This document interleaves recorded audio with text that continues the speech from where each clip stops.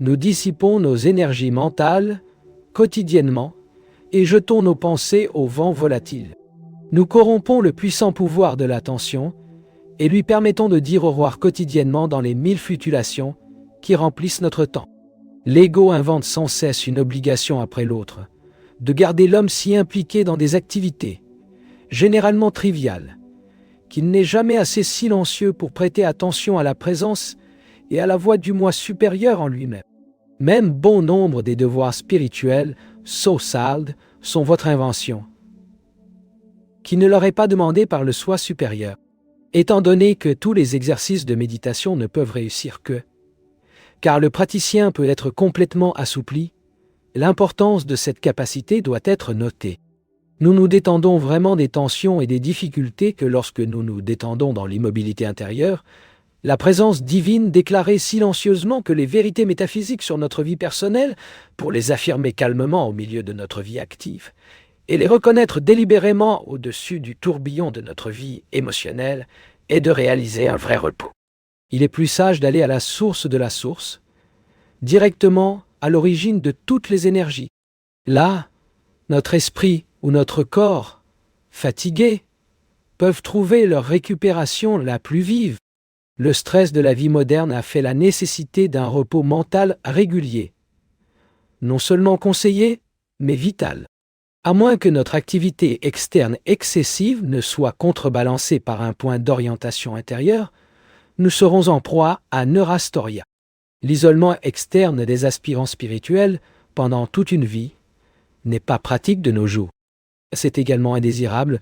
L'idéal d'ashram était adapté à la société primitive, mais pas à notre société complexe.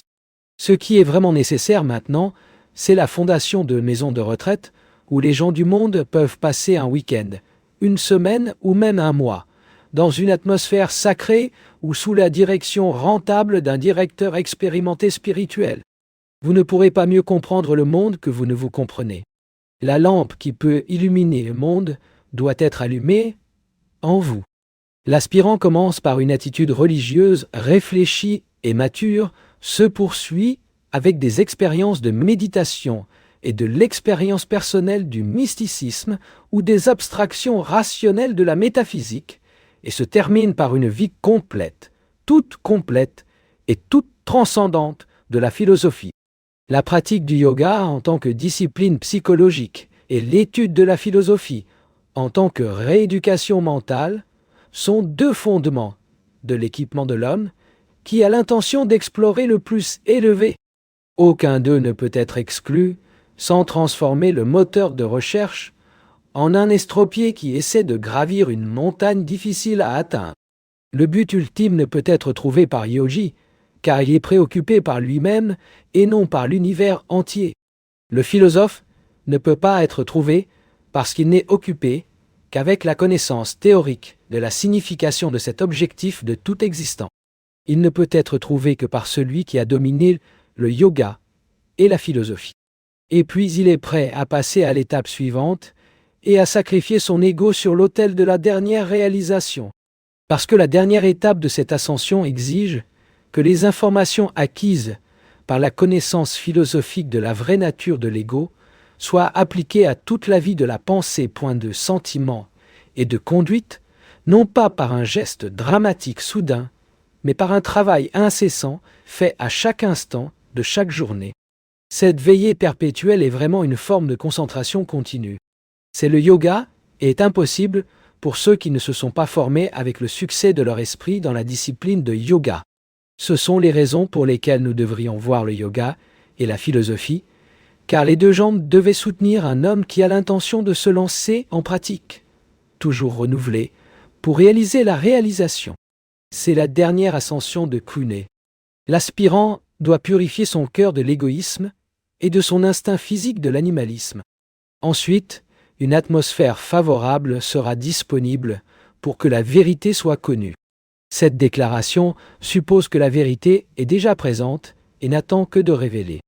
C'est l'argument de la philosophie et c'est la propre expérience du philosophe. La vérité lui vient d'abord comme le mot intérieur, le logos intérieur, et plus tard comme deuxième naissance. selon l'enseignement de Sri Krishna à Bhagavad Gita. La première façon est l'union avec le moi le plus élevé, et non comme certains le croient, avec des logos. Mais parce que le moi le plus élevé est un foudre hors du logos, de toute façon est aussi proche du logo qu'un être humain peut l'être. Le deuxième chemin a son objectif ultime dans l'absolu, ou comme je l'ai appelé dans mon dernier livre, dans The Great Void. Mais une façon ne contredit pas l'autre, car le chemin vers le deuxième chemin s'étend à travers le premier. Par conséquent, il n'y a pas de division dans les pratiques.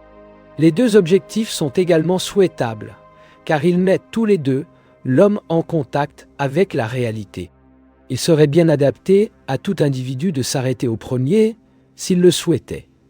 Mais pour ceux qui apprécient un point de vue philosophique, le deuxième objectif est plus souhaitable, car il inclut le premier.